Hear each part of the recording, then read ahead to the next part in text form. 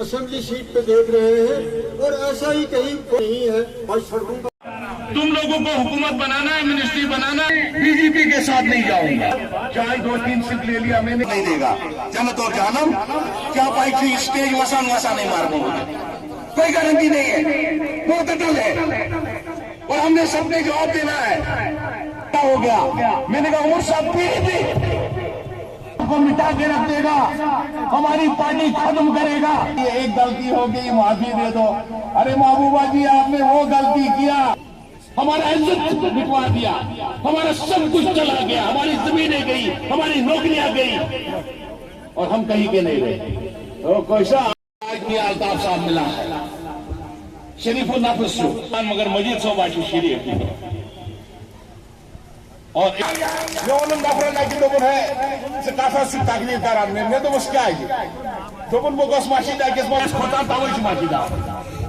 आप नेशनलियों को नहीं कहता हूं मैं जो यहां बैठे करो परिवार है पनुला हाथ खड़ा करो नारे तकम नारे रिसालत जम्मू कश्मीर नेशनल कॉन्फ्रेंस कोई चली डॉक्टर फारूक अब्दुल्ला जनाब उमर अब्दुल्ला मियां अल्ताफ साहब कोई दुआ बशित वन क्या जरूरी क्या कजगुड़ पे दूर यह एरिया पेवन तक तारिक अहमद भट्ट साहब ब्लॉक प्रेसिडेंट नज़ीर अहमद परेज साहब तो बिलाल अहमद युन यथ मज पार्टिसिपेशन असल पार्टिसिपेशन तक यूदा दूर पे तुंद शुक्रिया अदा कर तो बाकी तुर मे शुक्रिया सारे ब्लॉक प्रेसिडेंट शुक्रिया। हल्का इंतखाब के बारे में कहा 5 अगस्त 2019 को जो फैसला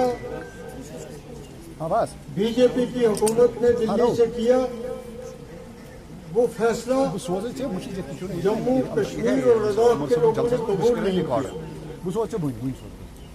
उसके बाद जो भी हालात हुए, जो भी इलेक्शन हुए, चाहे लेह में हुए, चाहे करगिल में हुए, चाहे कश्मीर में डीडीसी के इलेक्शन हुए, लोगों ने ये साबित किया अपने वोट से। उन्होंने कोई पत्थर नहीं मारे, उन्होंने कोई हड़ताल नहीं की, उन्होंने कोई नारे नहीं लगाया, लेकिन जब वक्त आया तो उन्होंने ये साबित किया कि हमने 5 अगस्त 2019 का फैसला कबूल नहीं है।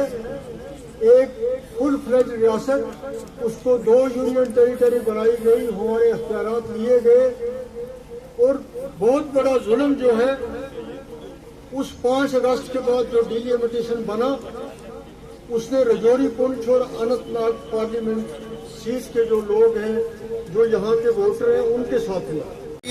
2015 में, 2018 में, 2024 में जी हम लोग जो हैं, हम इंडिया ब्लॉक में सीटों के लालच से नहीं आए।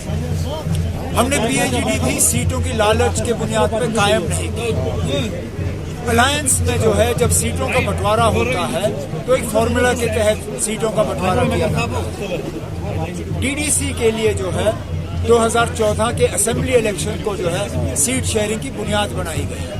जाहिर सी बात है 2024 के पार्लिमानी इलेक्शन का जो सीट शेयरिंग होगा वो 2019 के पार्लिमानी नतीजों के बुनियाद पे होगा। 2019 में हम 3 सीटों पे जीते, नेशनल कॉन्फ्रेंस ने वहां उम्मीदवार खड़े किए। 3 सीटों पे जहां हम हार गए थे, वहां पे हमने इंडिया अलायंस से कहा था कि आप जो है इन सीटों का फैसला कर लो। फैसला हो गया है, तो इसमें हमारी क्या गलती है? बीजेपी की स्ट्रैटेजी है, वो अपने बी टीम सी टीम को आगे ला रहे हैं और बार बार श्रीनगर में इन लोगों के साथ मीटिंग हो रही है। आखिरकार जब चुग साहब दिल्ली से आते हैं और श्रीनगर में मीटिंग करते हैं और वहाँ पे पीपल्स कॉन्फ्रेंस के लीडर को जो है उसको बुलाया जाता है, तो जाहिर सी बात है कि ये बीजेपी की तरफ से जो है इलेक्शन लड़ रहे हैं। निशाना जब होम मिनिस्टर साहब का होता है वो इंडिया ब्लॉक पे होता है, वो नेशनल कॉन्फ्रेंस पे होता है, हमें हराने की कोशिश की जाती है। आज भी आप देखें मुख्तलिफ तरीकों से जो है यहाँ पे इलेक्शन का जो है वो रिजल्ट जो है उसको चेंज करने की कोशिश की जा रही है, लेकिन इंशाल्लाह लोगों का साथ जो है हमारे साथ होगा। लोगों के वोट जो है वो इंशाल्लाह इंडिया ब्लॉक और नेशनल कॉन्फ्रेंस के उम्मीदवारों को हासिल होगा और तीनों सीटों में नेशनल कॉन्फ्रेंस की कामयाबी। कल तक तो वो जो टूरिस्ट कह रहे थे आज टूरिस्ट को हराने के लिए उनको जो है भीख मांगनी पड़ी। अगर इतने ही वो दमदार लीडर है तो उनको इस तरह झोली फैलाने की क्या जरूरत पड़ी। अगर मैं टूरिस्ट हूँ, अगर मैं वहाँ जीतने की पोजीशन में हूँ नहीं, तो सजाद लोन साहब को इस तरह बाकियों के सामने जो है भीख मांगने की क्या जरूरत पड़ी। अब वो नंबर दिखा रहे हैं और कह रहे हैं वोट शेयर। अब ये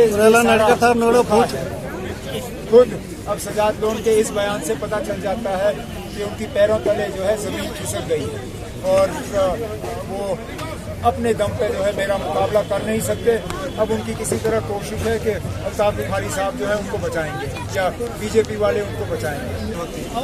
गवर्नमेंट के कमिश्नरों के साथ तो उनका रहा था राब्ता, उस वक्त दिल्ली में अपना असर रसूख इस्तेमाल करके कम से कम इन सीटों को तो बचा देते। आज तक समझ नहीं आया, जिस तरह मियाँ साहब ने अपनी तकरीर की कि ये अनंतनाग की सीट को इस तरह तोड़ मरोड़ के बनाया क्यों, समझ में नहीं आता ना क्या सोच के कर रहे थे। लेकिन चलिए जो किया सो किया, अब लोगों को पता नहीं कब तक इसका खमियाजा भुगतना पड़ेगा। ठीक है, मैंने तो ऐसा देखा नहीं, मैंने तो कम से कम ऐसा देखा नहीं। बड़ी अच्छी तरह से और मजबूती से इंडिया अलायंस वाले जो है वो बीजेपी का मुकाबला कर रहे हैं। आज भी एक बड़ा अच्छा खासा जलसा होगा रांची में, जिसमें इंडिया अलायंस के जो है तमाम पार्टियां जो है इसमें शिरकत कर रही हैं। तो कपड़े फाड़ने वाली बात ही नहीं। Thank you.